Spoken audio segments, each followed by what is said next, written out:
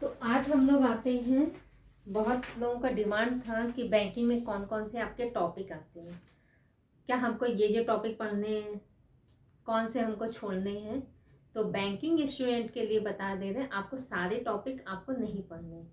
Banking में आप लोगों को सिर्फ 19 चैप्टर्स पढ़ने हैं। 19 चैप्टर से आप लोगों को पढ़ने, सारे चैप्टर आप लोगों को नहीं पढ़ने। आप चाहो नोट करना हो तो आप लोग नोट कर लीजिए, हम इसमें टॉपिक आपका करा दे रहे हैं कि कौन कौन से टॉपिक आप लोग को पढ़ने हैं। सारे पढ़ोगे टाइम किल होगा आप लोगों का। तो पहला टॉपिक है आपका कोडिंग डिकोडिंग।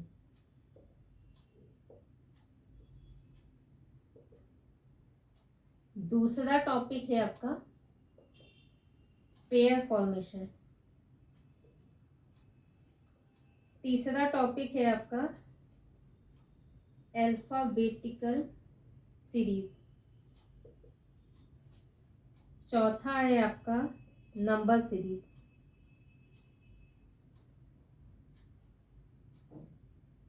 पांचवा टॉपिक है आपका ब्लड रिलेशन।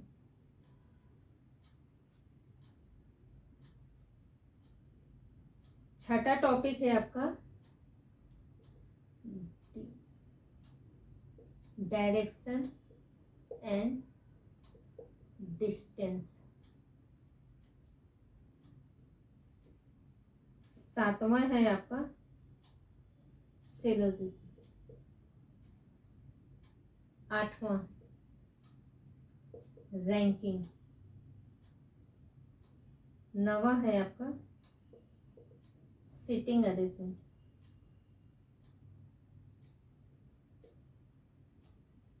10वां टॉपिक है आपका पजल। 11वां है इनइक्वलिटी। तो पहले ये 11 टॉपिक आप नोट कर लीजिए, फिर इसके बाद हम कराते हैं। देखो कोडिंग डिकोडिंग में भी आपका एडवांस पैटर्न आपका आ रहा है। पेयर फॉर्मेशन का ऑलरेडी हम उसका भी वीडियो अपलोड किए थे, कोडिंग डिकोडिंग का कुछ किए हैं। अल्फाबेटिकल सीरीज, नंबर सीरीज हम आपका अपलोड कर दिए हैं। ब्लड रिलेशन में आपका पजल आता है। ब्लड रिलेशन का डायरेक्ट क्वेश्चन भी आ जाएगा। हो सकता है कि 5% या 7% एक सर्कल में बैठे हैं, किसी का प्रोफेशन भी दिया है, तो इस टाइप का आपका पजल भी आ जाएगा। Direction and distance. सिलोजिज्म आप लोगों के में अच्छा खासा आता है, पॉसिबिलिटी भी आएगा। ओनली अ फ्यू, इन सब पैटर्न का भी आएगा। रैंकिंग टेस्ट में आपका आएगा। रैंकिंग का भी काफ़ी, रैंकिंग का हम आपका वीडियो उसमें अपलोड किए, पार्ट एक ही किए। सिटिंग अरेंजमेंट, पजल में आपका बहुत पैटर्न का पजल आता है। इनइक्वलिटीज का भी आप एक बार देख लेना, उसका भी वीडियो हम अपलोड कर दिए। कोडेड इनइक्वलिटीज 2 फॉर्म में होता है आपका, डायरेक्ट क्वेश्चन दे देता है और कोडेड फॉर्म में भी आपका दे देता है। तो वो आप दोनों ही देख लीजिएगा, आपका कंसेप्ट शायद उससे क्लियर हो जाएगा। एक वीडियो हम और अपलोड करने का भी सोचें, तो वो शायद जितना जल्दी हो उतना जल्दी कर देंगे। तो सिलॉक्स का 150 मेथड से हम उसमें बताए हैं, आप लोग देख लीजिएगा। आप लोग को कोई वेन डायग्राम बनाने का जरूरत नहीं पड़ेगा, आप डायरेक्ट क्वेश्चन देखोगे और आंसर टिक करोगे, आगे बढ़ोगे। तो ये कर लीजिए। तो 11 हम करा दिए, इसको कर लीजिए, स्क्रीनशॉट के लीजिए, फिर हम नेक्स्ट कराते हैं इसका।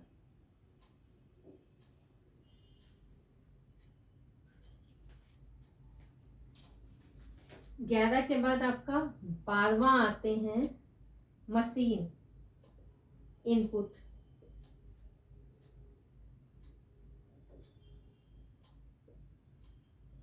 13वां टॉपिक आपका है स्टेटमेंट आर्गुमेंट। 14वां है स्टेटमेंट एजम्पशन। 15वां टॉपिक स्टेटमेंट कॉन्क्लूजन। 16वां स्टेटमेंट कोर्स ऑफ एक्शन। 17वां है आपका cause and effect,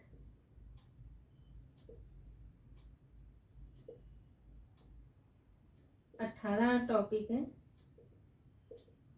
decision making, और 19th डेटा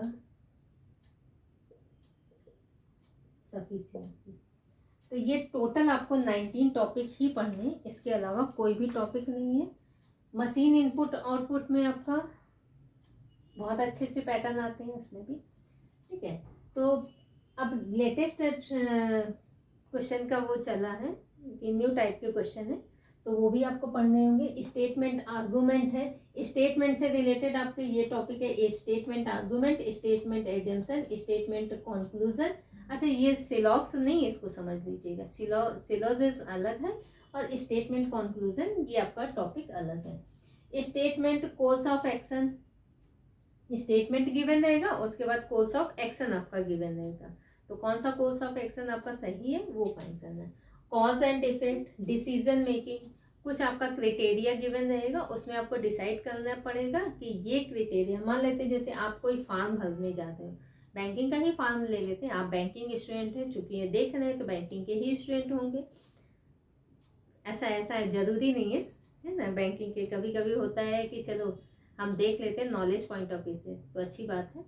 तो बैंकिंग मान लेते हैं आप किसी भी स्ट्रीम के स्टूडेंट हैं, मुझे नहीं पता आपकी कौन सा है, क्योंकि एक स्टूडेंट बहुत सारी जगह फॉर्म भरता है और भरना भी चाहिए, क्योंकि जब आप एक जगह ही फॉर्म लेकर के चलोगे, मान लो गलती से वहाँ पे सफलता नहीं मिली, तो आपका तो साल बर्बाद होगा ना। तो इसीलिए जब लमसम सारे उसका सिलेबस सेम ही रहता है, तो आप लोग 4-5 जगह फॉर्म भी भरा करो, ताकि आप लोगों का कहीं ना कहीं कुछ ना कुछ अच्छी जगह हो जाए और आपका साल ना बर्बाद हो।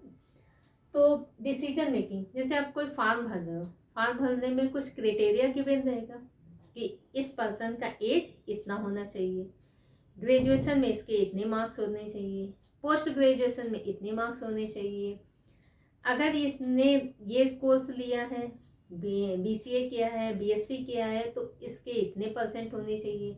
कभी कभी होता है उसका जो वो कंडीशन गिवन होता है, तो सब कंडीशन भी दे दिया जाता है। मान लेते किसी के 50% ग्रेजुएशन में नहीं है, तो फिर PG में इतने होने चाहिए। कोई अगर आर्ट साइड से नहीं है, तो उसका ये सब्जेक्ट अगर ले करके किया है तो एलिजिबल होगा। तो बस आपको वही चीज़ देखना होता है कि जो भी इसका क्राइटेरिया गिवन है वो फुलफिल कर रहा है, तो वो पर्सन एलिजिबल है, तो उसी में आपको डिसीजन लेना होता है। तो decision making, data sufficiency, already एक वीडियो हम उसका अपलोड किए हैं, एक बार देख लीजिएगा, आपको पैटर्न पता चल जाएगा। तो टोटल 19 टॉपिक है आप लोगों के में, आप लोगों को नॉन वर्बल नहीं पढ़ना है, इसलिए इन्हीं में फोकस करिएगा तो ज़्यादा अच्छा रहेगा। जब भी बैंकिंग में आपका आता है, तो बैंकिंग में पजल आपका बहुत ही स्ट्रांग होना चाहिए। अच्छा, बहुत सारे लोग बोलते हैं कि हम पजल करते हैं, सिटिंग अरेंजमेंट करते हैं, ब्लड रिलेशन की करते हैं, हम बहुत जल्दी नहीं कर पाते। तो जल्दी के चक्कर में अभी आप मत पढ़िएगा, पहले आप एक्यूरेसी मेंटेन कीजिए। मान लेते हैं आप कोई पैराग्राफ है, उसको पैराग्राफ सॉल्व करने में हो सकता है आपको आधा घंटा लग जाए। अब आप लोग तो एकदम डर जाओगे कि अभी आधा घंटा लग रहा है, आधे घंटे में तो हमको इतने क्वेश्चन कर लेनी है। तो कोई टेंशन नहीं, आप आधा घंटा लग रहा है लगाओ, लेकिन आपका क्वेश्चन सही होना चाहिए, जो आप पैटर्न फॉलो कर रहे हो वो आपका सही होना चाहिए। कंफर्म इन्फॉर्मेशन है, कंफर्म इन्फॉर्मेशन आप ट्रेस कर दो, कंफर्म नहीं है उसको थोड़ी देर के लिए रफ में ट्रेस कर दो। कोशिश करो अगर एक ही सब्जेक्ट में आपका इन्फॉर्मेशन हो सकता है पहली लाइन में दिया हो, तो ए से रिलेटेड आप इन्फॉर्मेशन पूरे ग्राफ पैराग्राफ में देख लेना, कहीं और भी गिवन है, ताकि हम लिंक कर सकें। तो बहुत सारा कुछ ट्रिक भी होता है, तो आप लोग वो फॉलो करोगे तो आप लोगों का अच्छा होगा। इनपुट आउटपुट और डेटा सफिशिएंसी, ये सब प्रैक्टिस से आता है। अच्छा, डेटा सफिशिएंसी को आप आसान मत समझिए।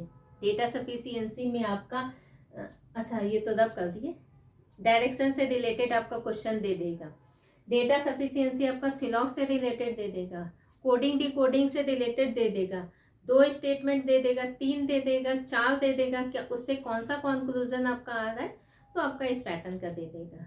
तो हम डरा नहीं रहे, ठीक है, हम लोग डरिए नहीं कि डरा, हम सिर्फ आप लोगों को बताना चाह रहे हैं कि आप लोगों के पास टाइम कितना कम है, पढ़ना बहुत सारा है आप लोगों को, तो समय की अहमियत समझिए और लग जाइए।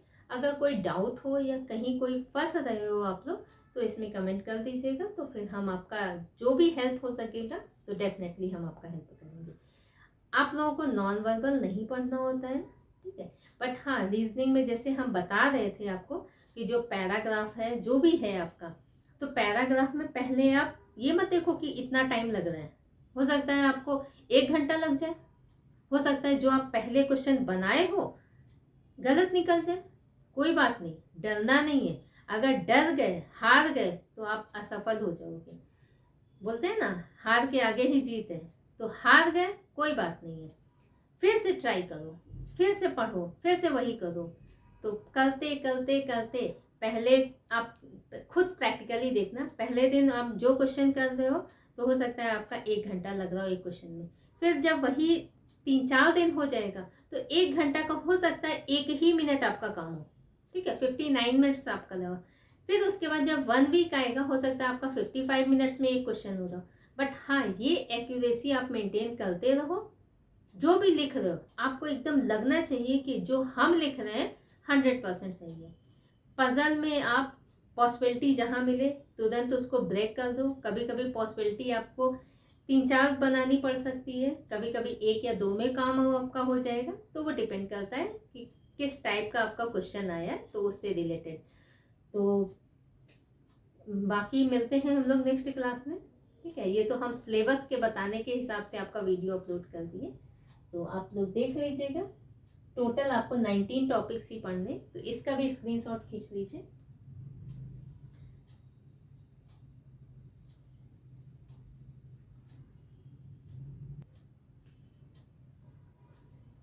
तो शायद आप लोगों ने टॉपिक लिख लिया होगा, और जिसने मेरे चैनल को अभी सब्सक्राइब नहीं किया है तो सब्सक्राइब कर लीजिएगा, नोटिफिकेशन आप लोग ऑन कर लीजिएगा, ठीक है, ताकि जो भी वीडियो हम लोग अपलोड करें आप तक तुरंत इन्फॉर्मेशन पहुंचे, है ना। क्योंकि होता क्या है, नोटिफिकेशन आप ऑन नहीं करोगे, हम वीडियो अपलोड करेंगे, कोई डेली तो नहीं देखेगा, और एग्ज़ाम तो अपने ही टाइम पे होगा। कुछ क्वेश्चन आप लोग को छोड़ने होते हैं, जो ज़्यादा लेंथी हो, देखो इसमें टाइम ज़्यादा लगे छोड़ दो, क्योंकि 100 में 100 क्वेश्चन कोई भी बच्चा कभी नहीं करता है ना। कुछ छोड़ने होते हैं, कुछ अटेम्प्ट करने होते हैं।